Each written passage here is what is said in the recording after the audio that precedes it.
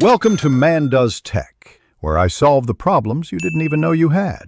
In this video, I will explain how to set up split-screen multiplayer in Stardew Valley.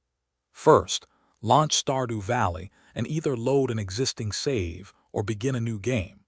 It's important that you have a cabin already constructed on your farm for your friend to use. Before proceeding, make sure a second controller is connected to your gaming system. This ensures the game recognizes the additional player, allowing them to join your farming adventure seamlessly. If you don't have a cabin yet, don't worry, it's easy to build one. Head over to Robin's Carpenter's shop, located north of your farm. Speak with her and select the option to construct farm buildings. From the list, choose to build a cabin. There are a few styles available and they are quite affordable, costing just 100 gold and 10 stone.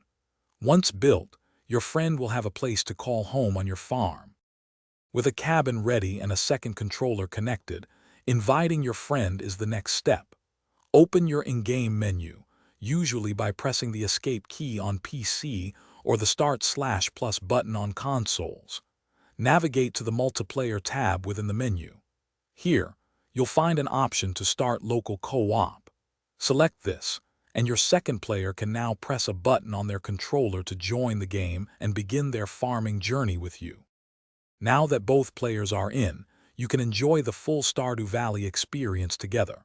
You'll share the same farm, working collaboratively on crops, animals, and other tasks. Each player maintains their own inventory, tools, and skill progression, allowing for individual specialization. Team up to complete community bundles, explore the mines, or simply relax and fish.